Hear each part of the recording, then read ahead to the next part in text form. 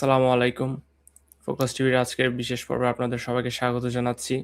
আমরা আজ এমন একজন আলোকিত মানুষের সাথে কথা বলব যিনি নিজের মেধা, শ্রম আর জীবনের দীর্ঘ অভিজ্ঞতা দিয়ে সাফল্যের পথে এগিয়ে যাচ্ছেন। আসসালামু আলাইকুম। কেমন আছেন? ওয়ালাইকুম আসসালাম। খুব ভালো আছি আলহামদুলিল্লাহ। আপনি কেমন আছেন? আলহামদুলিল্লাহ ভালো আছি। আপনাকে অনেক, অনেক শুভেচ্ছা আমাদের অনুষ্ঠানে। ১ম এই জানতে চাই আপনি কখন যুক্তরাষ্ট্রে গিয়েছিলেন এবং আপনার সেই দীর্ঘ যাত্রার অভিজ্ঞতা কেমন ছিল? অনেক ধন্যবাদ ফোকাস টিভিকে এবং আপনাকে আ এ ধরনের একটি গঠনমূলক একটি প্রোগ্রাম আয়োজন করার জন্যে। যেখানে আসলে আমার অভিজ্ঞতা এবং আমার শিক্ষা জীবন এই বিষয়গুলো আমরা শেয়ার করতে পারবো। তো আসলে আমার যুক্তরাষ্ট্রে আসা হয়েছিল পিএইচডি করার উদ্দেশ্যে আ 2024 এ। I mean প্রায় ১.৫ বছর আগে। ২০২৪ সালে সেপ্টেম্বরে। আচ্ছা, তাহলে আপনি খুবই রিসেন্টলি মনে হয় গিয়েছেন আ আসলে। রিসেন্টলি বলা যায় ১.৫ বছরের মতো চলছে আমার পিএইচডির। বাট এর আগেও আমি গত মানে ২০১৮ তে ২০২২ এ ২-৩ বার আমেরিকায় এসেছি বিভিন্ন কনফারেন্সে। বাট পিএইচডি করার উদ্দেশ্যে আমার ২০২৪ এ আগমন। আচ্ছা। তো এই প্রবাস জীবনের মোটামুটি ১.৫-২ বছর কাটিয়েছেন। এর মধ্যে কোনো সিগনিফিক্যান্ট কোনো ঘটনা বা আপনার মনে পড়ে আমাদের দর্শকদের উদ্দেশ্যে বলা যায় এমন কোনো ঘটনা থাকলে অবশ্যই জানাবেন আমাদের দর্শকদের।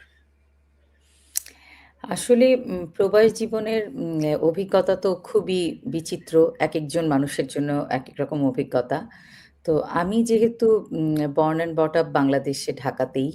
তো আমার কাছে প্রবাস জীবনটা কিছুটা হলেও অবশ্যই কঠিন ছিল শুরু থেকে অ্যাডজাস্ট করা। আর এর আগেও আমি ইংল্যান্ডে মাস্টার্স করেছি ২০১৮ তে। তো উম আ তখনও এক ধরনের অভিজ্ঞতা ছিল, আমেরিকা আসার পরে আরেক ধরনের অভিজ্ঞতা। তো সবকিছু মিলিয়ে অনেক কঠিন পথই আসলে একজন ইন্টারন্যাশনাল স্টুডেন্ট যখন আমেরিকায় আসে পড়তে, অনেক ধরনের বাধা বিপত্তির সম্মুখীন হয়।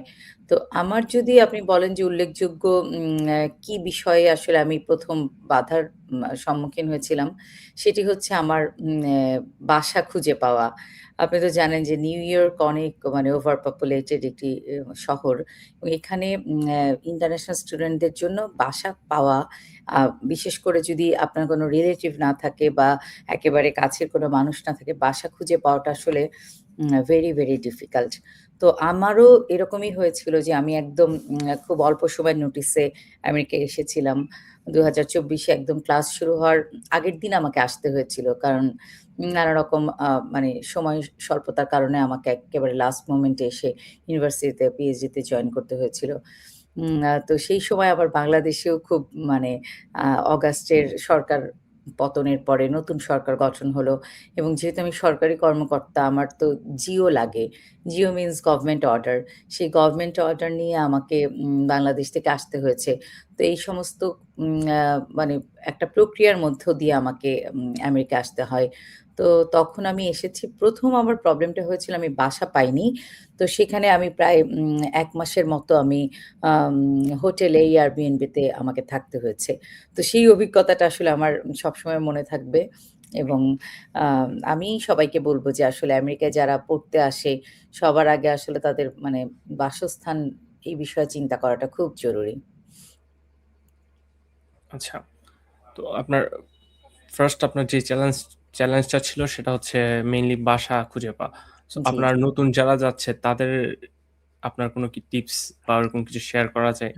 আসলে যদি বা বাসার খরচ কেমন এই জিনিসগুলো যদি আরেকটু ক্লিয়ারলি বলতেন। আচ্ছা, আচ্ছা। তো আমেরিকায় আসলে অন্যান্য স্টেটের তুলনায় নিউ ইয়র্কে বাসার ভাড়া অত্যাধিক বেশি এবং অলমোস্ট সবাই জানে যে এখানে ১ রুম বা ২ রুমের বাসা নিতে গেলেও আপনাকে বাংলাদেশী টাকায় ২ থেকে ৩ লাখ টাকা গুনতে হয়। ঠিক যেই বাসাটা আমরা বাংলাদেশে হয়তোবা ২০, ২৫, ৩০ হাজার টাকায় পেতে পারি। সেই বাসাটা আপনি এখানে ৩ লাখ টাকা দিয়ে আপনাকে নিতে হবে। তো এই যে রেন্ট এটা আসলে মানে একটা স্টুডেন্টের জন্য অনেক বেশি হিউজ আমি বলব। তো তো আমরা যেটা স্কলারশিপ পাই আমাদের টিউশন ফি এবং বাসা ভাড়া সবকিছু মিলে আসলে সারভাইভ করা সামটাইমস একটু ডিফিকাল্ট হয়ে যায়। তো যেই টাকাটা আপনি স্কলারশিপের বাইরে পাচ্ছেন আপনার লিভিং কস্ট, সেই টাকা দিয়ে অলমোস্ট বাসা ভাড়াই আপনাকে দিতে হয়।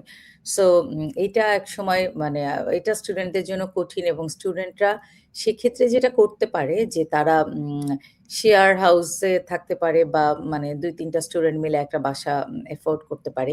সেটা কম্পারেটিভলি তাদের জন্য আসলে একটু মানে খরচটা আ সামর্থ্যের মধ্যে থাকে। তো আমার ক্ষেত্রে যেটা হয়েছে যে আমার ফ্যামিলি মেম্বার বলতে আমার সাথে আমার বেবি ছিল। তো যে কারণে আমি আসলে ইন্টারন্যাশনাল স্টুডেন্ট হোস্টেলে ফ্যামিলির বা বাচ্চা অ্যালাউড না।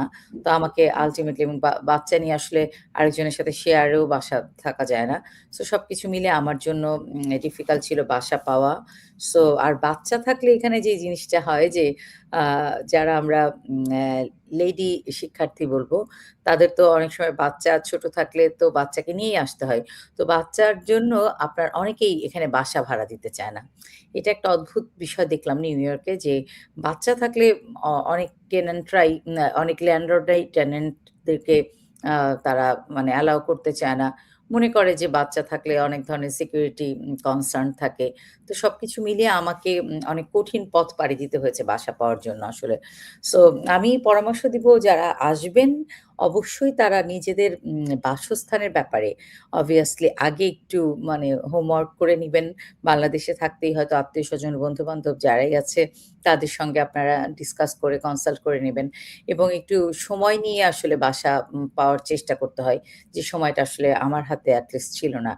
সো বাসা বা মানে থাকার বিষয়টা যে খুব এক্সপেনসিভ এটা মাথায় রেখেই আসলে স্টুডেন্টদেরকে আমি আম পড়াশোনা বা উচ্চশিক্ষার পথে আগানোর জন্য বলব।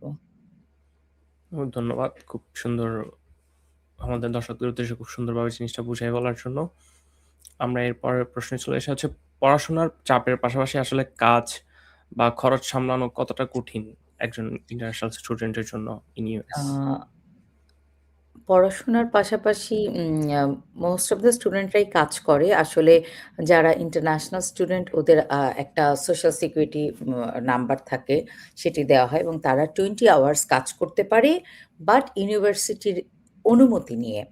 তো কিছু স্টু ইউনিভার্সিটি যেমন আমার ইউনিভার্সিটি আমাকে উম আ কাজ করার জন্য একটা সুযোগ দিয়েছে ইউনিভার্সিটির ক্যাম্পাসের ভেতরেই। তো আমি তাদের রিসার্চ অ্যাসিস্ট্যান্ট হিসেবে কাজ করেছি। তো সেখানে 20 আওয়ার্স স্টুডেন্টদেরকে কাজ করতে হয় এবং উইকলি তারা একটা হ্যান্ডসাম অ্যামাউন্টস তারা পায়। তো সেই টাকা দিয়ে তারা হয়তোবা লিভিং কস্ট বা মানে অন্যান্য খরচগুলো তারা চালায়। আর এর বাইরে স্টুডেন্টরা আরো ২ ধরনের কাজের সাথে ইনভলভ হতে পারে। একটি হচ্ছে সিপিটি আমি বলব অধিকাংশ ইউনিভার্সিটিতে এই সুযোগগুলো আছে। CPT means curriculum practical training এবং আরেকটা হচ্ছে ওপিটি অপশনাল প্র্যাকটিক্যাল ট্রেনিং। তো এই যে সিপিটি এবং ওপিটি এটা ইন্টারন্যাশনাল স্টুডেন্টরা অলমোস্ট সবাই জানে। তো এটা কি বিষয়টা? বিষয়টা হচ্ছে যে কারিকুলামের সাথে সম্পৃক্ত যেকোনো কাজের সাথে আপনি ইনভলভ হতে পারবেন অ্যাজ ইউর ইন্টার্নশিপ কোর্স। যেমন আমি আমার এক্সাম্পল দিচ্ছি যে মাস কমিউনিকেশন অ্যান্ড জার্নালিজমে আমি পিএইচডি করছি। তো আমি কারিকুলাম প্র্যাকটিক্যাল ট্রেনিং এর অংশ হিসেবে আমি নিউজ মিডিয়াতে কাজ করতাম বাংলাদেশে প্রায় 20 ইয়ার্স আমি এটিএন বাংলায় সিনিয়র নিউজ প্রেজেন্টার হিসেবে কাজ করেছি এবং এখানে আমি প্রোগ্রাম প্রেজেন্ট করি বা নিউজ প্রেজেন্ট করি। এগুলো হচ্ছে আমার কারিকুলামের সাথে রিলেটেড সম্পৃক্ত। তো সেক্ষেত্রে আমার এই কাজটার সাথে ইউনিভার্সিটি আমাকে পারমিশন দেবে যে আমি 20 আওয়ার্স এই কাজটা করতে পারবো। সিমিলারলি আরেকজন হয়তো আ সায়েন্সে বা সাইকোলজিতে পড়াশোনা করছে। সেই স্টুডেন্ট একটি মেডিকেল সেন্টারে হয়তো মেন্টাল হেলথ নিয়ে কনসালটেন্সি করছে। সেরকম একটা পজিশনে সে কাজ করতে পারে। তো এটা হচ্ছে কারিকুলাম প্র্যাকটিক্যাল ট্রেনিং। আর অপশনাল প্র্যাকটিক্যাল ট্রেনিংটা হচ্ছে যে আপনি একটা জব অফার পেলেন, সেখানে আপনি পড়াশোনার পাশাপাশি 20 আওয়ার্স আপনি কাজ করবেন। সেটা ইউনিভার্সিটি থেকে আপনারকে অনুমতি নিতে হবে এবং এটা হচ্ছে আপনার হয়তো কারিকুলামের সাথে সম্পৃক্ত নাও হতে পারে, বাট স্টুডেন্টদের ইন্টারন্যাশনাল স্টুডেন্টদের জন্য এই অপশনগুলো সাধারণত ইউনিভার্সিটি দিয়ে থাকে। তো এই যে সিপিটি এবং ওপিটির আন্ডারে স্টুডেন্টরা কাজ করে। আর হচ্ছে যে সেখান থেকে তারা ভালোই ইনকাম করে এবং সেই টাকা দিয়ে তাদেরকে চলতে হয়। আর যেহেতু আমেরিকা খুবই এক্সপেনসিভ, কাজ ছাড়া তো আসলে কেউই সারভাইভ করতে পারে না। This is the fact. আর সেই সাথে পড়াশোনা তো অনেক প্রেশার থাকেই আসলে। আচ্ছা, তো এই পড়াশোনার আসলে খরচগুলো আপনি যে ২ টা অপশন দিলেন, এই ২ টা ছাড়া কি বাইরের কোনো কাজ বা বেসিক্যালি যেভাবে আমরা ইউজুয়াল জবগুলো ওগুলো কি করা পসিবল একজন স্টুডেন্টের?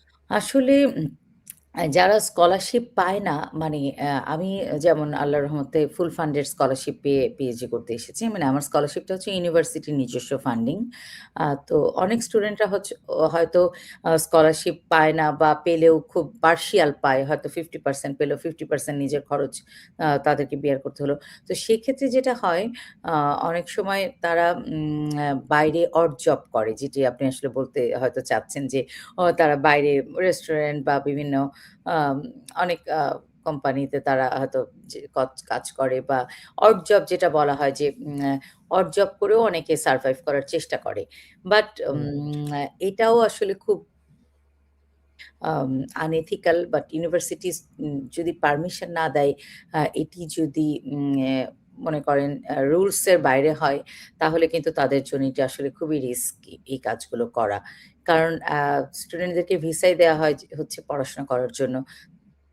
পড়াশোনার বাইরে আ মানে পারমিশন ছাড়া আম কোনো অড জবের সাথে সম্পৃক্ত হয়, তাদের যদি আবার এই বিষয়টা সামনে চলে আসে বা যেটা ইন্টারন্যাশনাল স্টুডেন্টের আইএসএসও বলা হয়, international student and scholar services offices. তারা যদি জানতে পারে, এইটি আসলে খুব মানে স্টুডেন্টের জন্য ব্যাপারটা হার্মফুল হয়ে যায়। আচ্ছা, আপনি তো ওখানে 100% স্কলারশিপেই গিয়েছেন। তো আসলে 100% স্কলারশিপ পাওয়ার ওয়েটা কি? অ্যান্ড এটার কোনো টিপস যদি আপনি শেয়ার করতেন? খুবই একটা গুরুত্বপূর্ণ কোয়েশ্চেন আপনি করেছেন যে অনেকেই জানতে চায় এই বিষয়টা। আসলে স্টুডেন্টরা স্কলারশিপ পাওয়ার জন্য কিভাবে নিজেকে প্রিপেয়ার করতে পারে?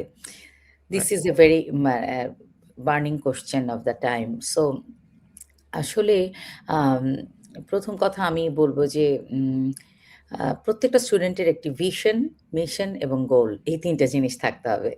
তো যারাই পড়াশোনা করতে আসতে চায় বিদেশে, হয়তো মাস্টার্স কিংবা পিএইচডি বা পোস্ট ডক্টরেট যেটাই হোক না কেন, ১ম এ তার একটা গোল সেট করতে হবে এবং মানে সেই গোলটা হবে একটা ভিশনারি গোল যে আমি এই কাজটা করব। মানে এবং আ সেটা আমি আমার নিজের ক্ষেত্রে আমি বলব যে আমি চেষ্টা করেছি এবং মানে প্রাণপণ চেষ্টা করি আসলে একটা স্কলারশিপ একটা স্টুডেন্ট পায়। কারণ এখানে স্টুডেন্টদের কিন্তু মানে কেউ কি কোনো ইন্টারন্যাশনাল স্টুডেন্টকে তো আর কেউ চিনে বা মুখ চিনে বা দেখে বা কোনো স্বজনপ্রীতি করে স্কলারশিপ দেওয়ার সুযোগ নাই। তাহলে কিভাবে আমি এই স্কলারশিপগুলো পাবো? হাজার, হাজার স্টুডেন্ট, লক্ষ, লক্ষ স্টুডেন্ট এপ্লাই করছে একটা ইউনিভার্সিটিতে। তো এতজনের মধ্যে আপনি কিভাবে নিজেকে স্পেশাল করে তুলবেন? তো এই জিনিসটা আসলে জানা খুব জরুরি। তো সেটির জন্য আসলে উম যেটাকে বলা হয় সেলফ ব্র্যান্ডিং। আপনাকে নিজেকে একটা ব্র্যান্ড হিসেবে আপনাকে প্রমোট করতে হবে যে আমি আমার মধ্যে এই কোয়ালিটিটা আছে, যে কোয়ালিটিটা আরো আ অন্য আপনার ১,০০০ জন স্টুডেন্টের মধ্যে বা ১,০০,০০০ স্টুডেন্টের মধ্যে নাই বা ১০০ জন স্টুডেন্ট যাদের আপনি শর্ট লিস্টেড করেছেন তাদের মধ্যে এই জিনিসটা নাই। সো আমার এই কোয়ালিটিটাকে সেল করতে হবে অ্যাডমিশন ডিপার্টমেন্টের কাছে বা যেকোনো ইউনিভার্সিটির যে অথরিটি তাদের কাছে। এটা ১ নাম্বার এবং সেটার জন্য আপনাকে কি করতে হবে? আপনাকে খুব সুন্দর একটা এসওপি লিখতে হবে। এসওপি মানে স্টেটমেন্ট অফ পারপাস।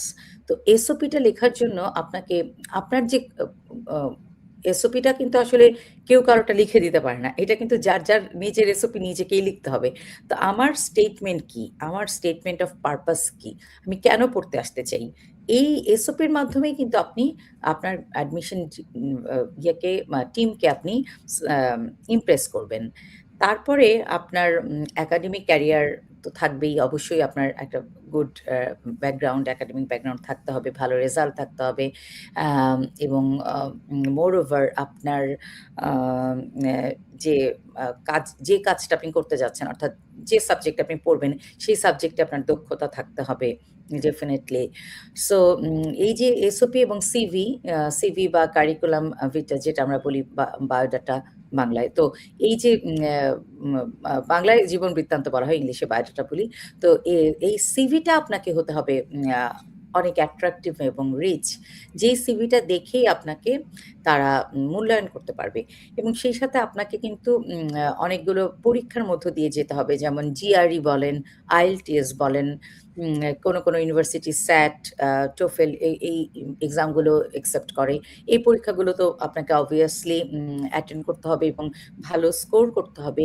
সেই সাথে ফাইনালি আপনার যে আ মোস্ট ইম্পোর্টেন্টলি আমি বলব যে আপনার যত একাডেমিক সার্টিফিকেটস, ট্রান্সক্রিপ্ট এগুলো আছে, এগুলাকে আপনাকে আমেরিকান সিস্টেমে আম করতে হবে, ট্রান্সফার করতে হবে। যেটাকে বলা হয় যে আম আ মানে আপনার ধরেন বাংলাদেশী সার্টিফিকেট বা বাংলাদেশী ট্রান্সক্রিপ্ট এগুলোকে আপনি আমেরিকান সিস্টেমে ইভ্যালুয়েট করতে হবে। তো এই ইভ্যালুয়েশন এর জন্য কিছু আ মানে ইন্টারন্যাশনাল অর্গানাইজেশন আছে। যেমন একটা বলতে পারি আমি WES, ওয়ার্ল্ড এডুকেশন সার্ভিসেস, আমি এখান থেকে করেছিলাম। তো এই সিস্টেমগুলোতে আপনাকে যেয়ে এগুলো অনলাইনেও আপনি এপ্লাই করতে পারেন। অ্যাপ্লিকেশন করে আপনাকে আপনার কাগজপত্র, আপনার যত সার্টিফিকেট আছে সবকিছু আপনাকে ওই অর্গানাইজেশন গুলার মাধ্যমে আপনাকে ইউএস সিস্টেমে ইভ্যালুয়েট করতে হবে এবং তারা ওই সার্টিফিকেট গুলো এবং আপনার ট্রান্সক্রিপ্ট গুলো সরাসরি ইউনিভার্সিটিতে পাঠাবে। আপনাকে পাঠাবে না যে আপনার মাধ্যমে তারা ইউনিভার্সিটিতে পাঠাবে। তারা কিন্তু ডাইরেক্টলি ইউনিভার্সিটিতে পাঠাবে। সো দ্যাট এটার একটা অথেন্টিসিটি থাকে এবং ট্রান্সপারেন্সি থাকে। তো তারপরে আপনার পুরো প্রোফাইলটা মূল্যায়ন করা হবে এবং তারপরে আপনি তাদের সাথে আপনার একটা আম Zoom আ আ ইন্টারভিউ হবে বা যে প্ল্যাটফর্মেই হোক আপনার একটা আ অনলাইনে আপনাকে আ বাংলাদেশে থাকলে বা অন্য যেকোনো কান্ট্রি থেকে আপনাকে ওই ইউনিভার্সিটির প্রফেসররা আপনাকে একটা আম ভাইভা মতো একটা এক্সাম নিবে অনলাইনে। তারপরে ফাইনালি আপনাকে তারা অফার লেটার দিবে এবং অফার লেটার দেয়ার পরেও দেখা যাবে যে আপনার স্কলারশিপের লেটার অনেক সময় একসাথে দেয় না। ওটা আরেকটু ডিলে হয়। তো আপনাকে স্কলারশিপের জন্য উম আ যদি স্কলারশিপে পড়তে আসতে চান, সেক্ষেত্রে অপেক্ষা করতে হবে। তারপরে আবার ভিসার যে প্রসেসিং সেটি তো আরো লম্বা একটা প্রসেস। তো সবকিছু মিলিয়ে আসলে ইটস এ লং জার্নি এবং এই জার্নিটাকে খুব ধৈর্য সহকারে আপনাকে পার করতে হবে। এবং সবচেয়ে বড় কথা যে আমি ইন্টারন্যাশনাল স্টুডেন্টদেরকে একটা অ্যাডভাইস দিব, আপনারা ধৈর্য হারাবেন না এবং সবচাইতে বড় টিপস যদি বলেন আপনি সেটা হচ্ছে আ অধ্যবসায়। যেটাকে বলা হয় পারসিভিয়ারেন্স। এই অধ্যবসায় শব্দটা আসলে এত ইম্পোর্টেন্ট একটা স্টুডেন্টের জীবনে যে এটা আসলে বলার কোনো অপেক্ষাই রাখে না। যে আপনার মধ্যে অধ্যবসায় থাকলেই you can achieve the goal. Otherwise successful হওয়াটা খুব, খুব ডিফিকাল্ট। অবশ্যই। উম আপনি হচ্ছে আমাদের একটু আগে বলেছিলেন যে আপনি এটিএন বাংলায় নিউজ প্রেজেন্ট করেছেন। সো আপনার একটা প্রফেশনাল লাইফও আছে। এই জিনিসটা আসলে মনে হয় আপনার স্কলারশিপটাতে হেল্প করেছে, রাইট? সো আম এক্সট্রা কারিকুলার মানে কারিকুলামের এক্টিভিটিস, হ্যাঁ, ডেফিনিটলি আমি বলব যে আমার যেহেতু দীর্ঘদিনের একটা অভিজ্ঞতা নিউজ প্রেজেন্টেশন এবং আমার সাবজেক্ট হচ্ছে বেসিক্যালি মাস কমিউনিকেশন। এখানে আমার সাবজেক্ট বাট বাংলাদেশে আমি পড়াশোনা করেছি ইংলিশ লিটারেচারে। ২০০০ আমি ইংলিশ লিটারেচারে ঢাকা ইউনিভার্সিটি থেকে গ্র্যাজুয়েশন এবং মাস্টার্স করেছি। মানে ব্যাচেলর এবং মাস্টার্স এবং তারপরে আমি আবার আরেকটা মাস্টার্স করেছি ইংল্যান্ড থেকে, যেটা বলছিলাম একটু আগে যে আমি ২০১৮ তে আমি লন্ডন থেকে মিডিয়া অ্যান্ড কমিউনিকেশন এ একটি মাস্টার্স করেছিলাম। আ সে সে আ সেই মাস্টার্সের পরে আমি আবার আরেকটা মাস্টার্স করেছিলাম এডুকেশনের উপর। সেটি ছিল নটিংহাম ইউনিভার্সিটি থেকে ২০২১ এ। তো বাই দিস টাইম বলে রাখি যে আমি মিনিস্ট্রি অফ এডুকেশন এ কাজ করছি এখনো। আমি অ্যাসোসিয়েট প্রফেসর ইংলিশের এবং আমি রিসেন্টলি প্রমোশন পেয়েছি যে অ্যাসোসিয়েট প্রফেসর পদে এবং এটি আসলে equivalent to a deputy secretary. তো আমি ২০০৮ থেকে বাংলাদেশ গভর্নমেন্ট সার্ভিসে কাজ করি। মানে বিসিএস দিয়ে আ ২৭ তম বিসিএস এর একজন আম ক্যাডার কর্মকর্তা হিসেবে কাজ করছি ২০০৮ থেকে। তো এবং তার আগে থেকেই আমি আসলে নিউজ পড়ি। তো আমি আসলে বলতে চাই যে এই দুটো আইডেন্টিটি আমার জন্য ইম্পোর্টেন্ট। একটি হচ্ছে আমি একজন সরকারি কর্মকর্তা এবং সেকেন্ডলি আমি একজন মিডিয়া কর্মী। আমি নিউজ পড়ি, নিউজ প্রেজেন্টার। তো এটি আসলে আমার উম প্রফেশন হিসেবে যত না বলব এটি আমার আসলে প্যাশন। যেহেতু আমি অনেক আগে থেকেই নিউজ পড়ি এবং সরকারি চাকরি বিধিতেও আসলে সংবাদ উপস্থাপনার ব্যাপারে কোনো বিধিনিষেধ নাই। কারণ হচ্ছে এটি একটি জনহিতকর কাজ এবং এটি আসলে একটি আ উম কি বলব ক্রিয়েটিভ এক্টিভিটিস এর অংশ হিসেবে আমরা সরকারি কর্মকর্তা যারা তারা নিউজ পড়তে পারি। বিকজ নিউজ আমি পড়ি হচ্ছে সপ্তাহে ২ দিন কি ৩ দিন সেটাও আবার অফিস টাইমের বাইরে। হয়তো ছুটির দিনে নিউজ পড়ি আমি শুক্র, শনিতে। তো যেটি হয় যে এতে আমার সরকারি কর্মকাণ্ডে কোনো আ প্রভাব ফেলে না। সো আমি এই যে আমার ডুয়াল আইডেন্টিটি দুটোকেই আমি স্বীকৃতি দেই এবং শুরু থেকে আমি সংবাদ উপস্থাপনা করি সরকারি চাকরিতে আসার আগেই। তো সরকারিতে চাকরি করার পরেও এটি অব্যাহত থাকে এবং লাস্ট 20 ইয়ার্স আমি নিউজ পড়েছি। একটা চ্যানেলেই পড়েছি কারণ ওখানে আমি অনেক আগে থেকেই ইউজড টু পড়ি। অন্যান্য চ্যানেল থেকে আমার অফার এসেছে বাট পড়ি নাই অন্য চ্যানেলে। সেটির সূত্র ধরে আপনি বলতে পারেন যে আমার যে মাস কমিউনিকেশন জার্নালিজমে পিএইচডি করার যে আগ্রহ সেটি হয়েছে যে আমার কাছে মনে হয়েছে যে এই লাইনে আমার যেহেতু এক্সপার্টিস আছে, সো এই লাইনে আমি কেন why not I should gain more knowledge, more academic development. So আমার এই প্ল্যাটফর্মে কাজ করার অভিজ্ঞতা কাজে লেগেছে এবং সেই সাথে আমি বলব যে আ নিউজ প্রেজেন্টার তো অনেক আছে এবং অনেকেই নিউজ পড়ে। সবাই তো আর এই বিষয়ে পড়াশোনা করে না। সো আমি মনে করি যে এটি আসলে একটা পড়াশোনার জায়গা। কারণ আপনি দেখেন যে অনেক মানুষ মিডিয়াতে আমরা কাজ করতে দেখেছি যাদের আসলে খুব একাডেমিক নলেজ বা এই বিষয়ে কোনো অভিজ্ঞতা নাই। বাট তারা কিন্তু যে ডেপথ এ গিয়ে যে এই বিষয়ে জানা, বোঝা, চেষ্টা করা এটি করে না।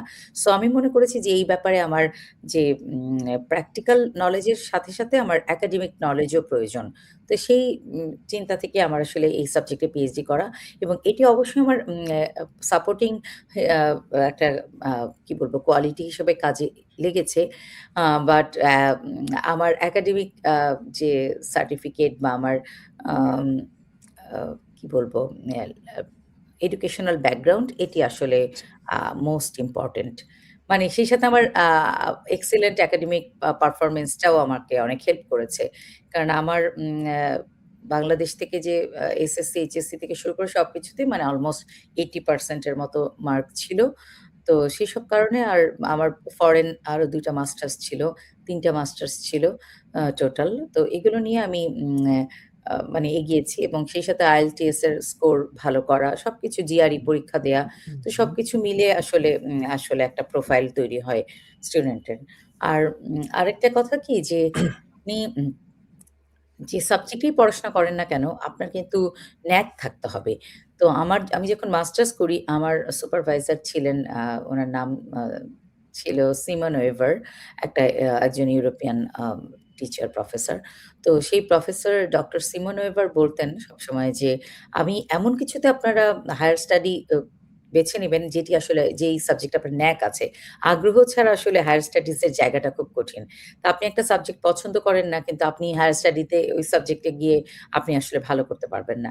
সো আর আমি দেখেছি যে মিডিয়ায় পড়াশোনা করাটা আমি তো ইংলিশ লিটারেচারের স্টুডেন্ট বেসিক্যালি। তো আমার সাবজেক্টের সাথেও বেশ মানে আ কি বলবো সঙ্গতি পূর্ণ এবং মানে ইন্টার রিলেটেড। কারণ অনেক কিছুই আসলে মিডিয়ার সাথে লিটারেচারের সাথে সম্পর্ক খুব গভীর। জি, ধন্যবাদ। আচ্ছা, আমরা নেক্সট কোয়েশ্চেন করি। সেটা হচ্ছে পড়াশোনার চাপের সরি, ভাষা ও সংস্কৃতিগত পার্থক্য আসলে শিক্ষার্থীদের মানসিক স্বাস্থ্যে কি প্রভাব ফেলে? একটা ইন্টারন্যাশনাল স্টুডেন্টের আরকি।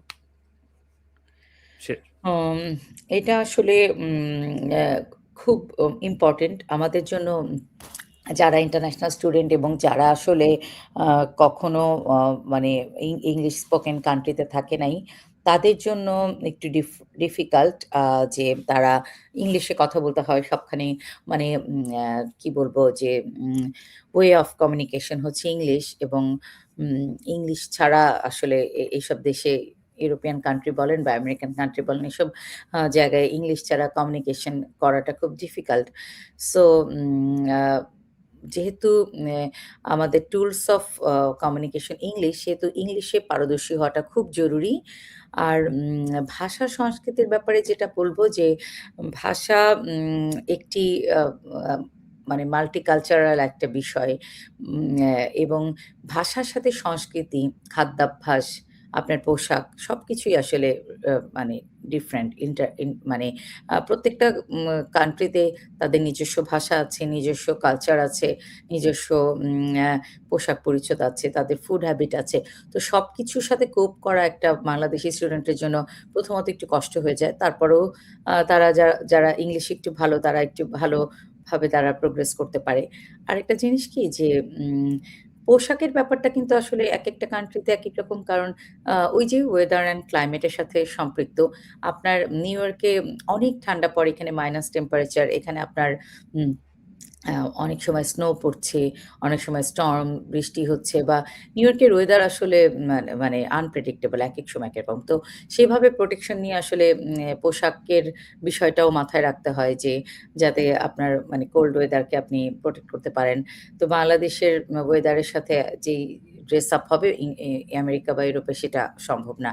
তো এই যে পোশাক পরিচ্ছদের সাথে যেমন আপনাকে অ্যাডজাস্ট করতে হয় তেমনি কালচারের কথা যদি বলেন যে কালচারালি আমরা কিভাবে নিজেকে অ্যাডজাস্ট করি। হয়তো অনেক সময় আমাদের কালচারটা আমরা এখানে সেভাবে উম অ্যা মেইনটেইন করতে পারি না। যেমন ঈদের দিনেও আমার ক্লাস হয়।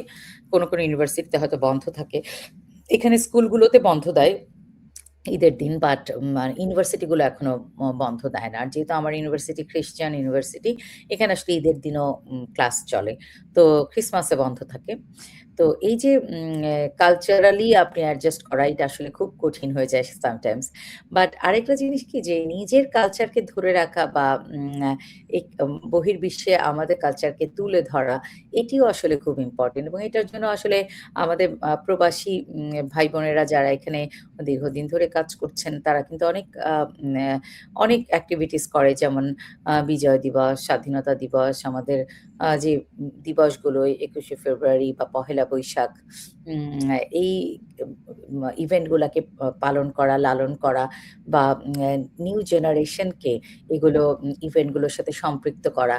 এটা আসলে এখানে আমি দেখেছি নিউ ইয়র্কে এটা অনেক ফ্যামিলিরাই মানে অনেক ফ্যামিলি এটা আসলে পালন করে এবং এই যে একটা কালচারাল বন্ড তৈরি করা এবং আমাদের দেশের বাংলাদেশের সংস্কৃতিকে বহির্বিশ্বে তুলে ধরা, এটা আসলে খুব ইম্পোর্টেন্ট এবং আমি যেহেতু মিডিয়া কর্মী বলছিলাম, তো আমি নিজেও খুব চাই আমার বাংলাদেশের সংস্কৃতিটাকে আমি বহির্বিশ্বে রিপ্রেজেন্ট করতে চাই এবং সেজন্য আমি যেহেতু আমার কারিকুলামের অংশ হিসাবে আমি এখানেও একটা চ্যানেলে নিউজ পড়ছি এবং সংবাদ উপস্থাপনা করি। সাথে বিভিন্ন সময় টক শোতে অ্যাঙ্করিং করি। সেখানে আমি চেষ্টা করি বিভিন্ন ইভেন্টগুলা নিয়ে প্রোগ্রাম করা। যেমন কিছুদিন আগে আমি আমাদের বিজয় দিবসের অনুষ্ঠান করলাম। তারপরে যে নিউ ইয়ারটা তো আসলে এখন সার্বজনীন। যেহেতু আমরা ইংলিশ ক্যালেন্ডার ফলো করি। আমাদের শুভ নববর্ষের সাথে আমাদের ইংরেজি নববর্ষ পালন করি আমরা। সো নিউ ইয়ারের ইভেন্ট নিয়ে আমি একটা অনুষ্ঠান করলাম। সামনে ফাল্গুন আছে, পহেলা বৈশাখ আছে। আ তো সবগুলো ইভেন্টকেই মানে বাংলাদেশীরা যে উৎসবপ্রেমী এবং তারা যে সব ইভেন্টকে খুব সুন্দরভাবে এনজয় করতে চায় এবং সুন্দরভাবে বাংলাদেশকে রিপ্রেজেন্ট করা যায় এদেশেও। এটি আসলে আমরা করে থাকি। জি। ধন্যবাদ। আচ্ছা, আপনি হচ্ছে বর্তমানে কি করছেন? এবং উচ্চশিক্ষার পাশাপাশি হচ্ছে কি ধরনের চাকরি করছেন এবং কেন আপনি এই চাকরিকে আসলে বেছে নিলেন? বর্তমানে আমি বাংলাদেশ সরকারের মিনিস্ট্রি অফ এডুকেশনেই চাকরি করছি। আ এখান থেকে আমি স্টাডি লিভ নিয়ে আই মিন বাংলাদেশ সরকারে যারা চাকরি করে তারা হচ্ছে চাকরি পার্মানেন্ট হওয়ার পর ৫ বছরের স্টাডি লিভ পায়। সমগ্র চাকরি জীবনে। তো আমার চাকরি জীবনে আমি মাস্টার্সের জন্য স্টাডি লিভ নিয়েছিলাম ১.৫ বছর এবং পরবর্তীতে আমার ৩.৫ বছরের মতো স্টাডি লিভ ছিল, যেটি আমি পিএইচডির জন্য নিয়েছি। তো বর্তমানে আমি স্টাডি লিভে আমেরিকায় আছি। আর পড়ালেখা শেষ করে আবার বাংলাদেশ সরকারের চাকরিতে জয়েন করার ইচ্ছে আছে ইনশাল্লাহ। সো আ এই যে বাংলাদেশ সরকারের চাকরি কেন করছি এটি যদি আপনি বলেন যে অবশ্যই দেশের কল্যাণে জনগণের সেবক হিসাবে একজন সরকারি কর্মকর্তা চাকরি করে। সো আমারও একই মোটো, আমারও একই মিশন যে আমি বাংলাদেশের জন্য কিছু করব, বাংলাদেশের মানুষের জন্য কাজ করব এবং সেই সাথে নিজের ক্যারিয়ারকেও আমি উম বাংলাদেশের সরকারি কর্মকর্তা হিসাবে আমি আমার ক্যারিয়ারটাকে এস্টাবলিশ করব এবং সেই সাথে মিডিয়াতে কাজ করাটাও আমি বলব যে এটাও আসলে একটা উম আ আ মানে আমার প্যাশন এবং সেই কাজটাও আমি ভবিষ্যতে অব্যাহত রাখতে চাই। আর যেহেতু আমি এই লাইনে পড়াশোনা করছি, নিশ্চয়ই আমি আ এই সেক্টরে কন্ট্রিবিউট করতে পারবো আশা রাখি। অবশ্যই আশা করি আপনার ভবিষ্যৎ বাংলাদেশের প্রফেশনাল লাইফ আরো অনেক বেশি অ্যাচিভমেন্টে ভরপুর হবে। আমরা ইনশাআল্লাহ। পরের অবশ্যই। আচ্ছা, আপনি তো এখন নিউ ইয়র্কে থাকেন, রাইট? জি।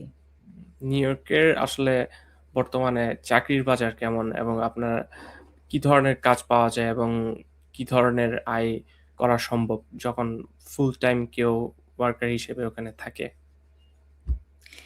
আসলে আফটার স্টাডিজ কোনো স্টুডেন্ট যদি এখানে সেটেল হতে চায়, নিশ্চয়ই তাদের জন্য সুযোগ আছে। বিভিন্ন কোম্পানি যদি তাদেরকে ওয়ার্ক মানে অফার দেয়, সেক্ষেত্রে ওয়ার্ক পারমিট নিয়ে ইন্টারন্যাশনাল স্টুডেন্টরা এখানে চেষ্টা করে বিভিন্নভাবে সেটেল হওয়ার জন্য। তো সবাই তো আসলে দেশে ব্যাক করে না, যেটা ফ্যাক্ট। অনেকেই পড়াশোনা করে এখানে ভালো জব পায়। তারা মনে করেন যে Google থেকে শুরু করে NASA কত ভালো, ভালো ইন্টারন্যাশনাল অর্গানাইজেশন এ চাকরি করছে এবং সেই সাথে আমি আ স জব অপরচুনিটির সাথে, সাথে আসলে সেলারি স্ট্রাকচার এটি চেঞ্জ হয় আপনি জানেন। তো যারা আমি দেখেছি যে এখানে ডাক্তার এবং লয়ার তাদের ইনকাম অনেক বেশি। এটা বলার কোনো অপেক্ষাই রাখে না। তো আর বাকিরা যারা নরমাল জবে যায় তাদের আসলে আওয়ারলি পেমেন্ট অনেক সময় $20 20 to 20 20 to 25 এরকম আরকি। আওয়ারলি যারা কাজ করে সপ্তাহে হয়তো তারা ২০ ঘন্টা কাজ করে, কেউ ৪০ ঘন্টা কাজ করে। সো ডিপেন্ড করে আসলে আপনি কত ঘন্টা কাজ করছেন এবং সপ্তাহে কয়দিন কাজ করছেন। তো এটা আসলে কোনো ধরাবাঁধা সেলারি নাই। এখানে যার, যার যোগ্যতা অনুযায়ী আসলে মানুষ এখানে জব অপরচুনিটি গুলো এক্সপ্লোর করে এবং সেভাবেই আসলে আগায়। তো ইন্টারন্যাশনাল স্টুডেন্ট বলেন বা এখানকার লোকাল, তবে আমি দেখেছি যে যারা এখানকার সিটিজেন অথবা যারা গ্রিন কার্ড হোল্ডার তাদের জব অপরচুনিটি ডেফিনিটলি বেশি এবং যারা সিটিজেন তাদের যে মেইনস্ট্রিম জবগুলো যেমন অনেকে এনওয়াইপিডি কাজ করে, নিউ ইয়র্ক পুলিশ ডিপার্টমেন্ট আরকি। তারপরে অনেকে আরো বিভিন্ন কারেকশন ডিপার্টমেন্ট আছে। তারপরে আপনার ম্যানহাটনে অনেক ধরনের সরকারি অফিস আছে যেটা সিটি অফিস বলে। তো অনেক সরকারি কাজ যারা করে তাদের মানে জবটা হচ্ছে খুব সিকিউরড। আর আরো অনেকে আবার হয়তোবা প্রাইভেট কোম্পানিগুলোতে কাজ করছে। তো এটা depends on the quality of the candidate যে কে কি ধরনের জব বেছে নিবে এবং কোথায় তারা নিজেকে আ অ্যাডজাস্ট করাতে পারবে বা আপনার ওই যে সিভিটা মানে খুব ইম্পোর্টেন্ট। আপনি কোথায় ইন্টারভিউ দিয়ে চাকরিটা সিকিউর করতে পারবেন এটির উপর আসলে সেলারি স্ট্রাকচার ডিপেন্ড করে।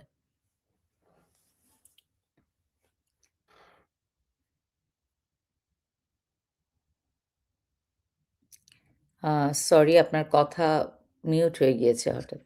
সরি। আচ্ছা, আমরা প্রায় শেষের দিকে চলে আসছি। আমাদের আরেকটা শেষের দিকে প্রশ্ন হচ্ছে, যারা যুক্তরাষ্ট্রে নতুন যেতে চায় বা চেষ্টা করছে, তাদের প্রতি আপনার কোনো পরামর্শ থাকবে? আ যারা নতুন যেতে চায় তাদের জন্য মানে এখন আসলে সময়টা খুব চ্যালেঞ্জিং আমি বলব। আপনারা তো বাংলাদেশে যারা আছেন সবাই জানেন যে এখন ভিসার জটিলতা অনেক বেশি। আ ভিসার যে আগে যেমন ভিসার পজিটিভ রেশিওটা খুব বেশি ছিল। এখন নেগেটিভ রেশিওটা বেশি। এবং সেই সাথে হচ্ছে যে অনেক স্টুডেন্ট আমি ইদানিং আমি শুনেছি যে তাদের ইউনিভার্সিটিতে অ্যাডমিশন হয়েছে, তারা স্কলারশিপ পেয়েছে কিংবা কেউ নিজের টাকায় অর্থাৎ স্কলারশিপ ছাড়াও হয়তো ক্যাপাবিলিটি আছে, তারা নিজের সামর্থ্য আছে, নিজের টাকায় পড়বে এদেশে। তাদেরও অনেক সময় ভিসা রিজেক্ট হয়েছে। তো ব্যাপারটা আসলে দুঃখজনক স্টুডেন্টদের জন্য যারা আসলে অনেক আশা করেছে যে এদেশে পড়াশোনা করবে কিন্তু হয়তোবা ভিসার ইয়ের জন্য আ ফেইলিউর এর জন্য আসতে পারে নাই। অন্যত্র অন্য দেশে তারা ট্রাই করছে। তো আমি প্রথমত বলব যে আম চেষ্টা করতে হবে এবং চেষ্টার সাথে নিজেকে তৈরি করা। আ শুধু চেষ্টা করলেই তো হবে না। প্রোফাইলটাকে বিল্ড আপ করা এটা খুব ইম্পোর্টেন্ট এবং সেই সাথে আসলে সবকিছু তো মানে আমরা যেটা মুসলমানরা বিশ্বাস করি ভাগ্যে থাকা, এটাও আসলে থাকতে হবে। তো ভাগ্যে থাকলে অবশ্যই এদেশে আসতে পারবে সেটা পড়াশোনার জন্যই হোক বা কাজের জন্যই হোক। তবে এখন দেশপ্রেম বলেন বা উম আ যাই বলেন এটাকে বলবেন যে দেশে না থাকলে দেশের প্রতি আসলে অনেক মায়া বা ভালোবাসা এটি আসলে বৃদ্ধি পায়। তো উম অনেকে মনে করে যে আমেরিকায় আসতে পারলেই লাইফটা খুব মানে কি বলবো? সুখে শান্তিতে ভরে যাবে। But this is not the reality. আমি মানে দর্শকদের বলতে চাই যে আমেরিকায় বলেন আর বাংলাদেশে বলেন, ভালো থাকাটা আসলে নিজের কাছে। আমেরিকায় আসলেই যে সবাই ভালো থাকতে পারে নট লাইকলি দ্যাট। আ যেমন আমি মনে করি যে বাংলাদেশের লাইফটা আসলে আ আমি পার্সোনালি পছন্দ করি। আমেরিকার লাইফের চেয়ে অনেক বেশি ইজিয়ার। আমেরিকায়ও আপনার লাইফ আপনি যদি নিজেকে তৈরি করে এই দেশের সাথে এই দেশের কালচারের সাথে এবং এই দেশের যে অ্যাটমসফিয়ার সামাজিক যে সমাজ ব্যবস্থা তার সাথে অ্যাডজাস্ট করতে পারেন, ডেফিনিটলি আপনি ভালো থাকবেন। বাট যদি আপনি মনে করেন যে বাংলাদেশে কেউ ভালো পজিশনে আছে, বাংলাদেশেও কিন্তু আমরা আসলে নিজেকে এস্টাবলিশ করতে পারি। এবং আমি মনে করি যে আমেরিকায় আসাটা যে খুব মানে সবার জন্য আ খুব ভালো সেটিও কিন্তু না। অনেকে কিন্তু আমেরিকা থেকে আবার বাংলাদেশে ব্যাকও করে, চলে যায়। জি। আচ্ছা, সবার শেষ প্রশ্ন তা হচ্ছে আমাদের ফোকাস টিভির জন্য আপনার যদি কোনো পরামর্শ থাকে বা আমাদের উন্নতির জন্য কোনো পরামর্শ থাকে তাহলে সেটি অবশ্যই জানাবেন।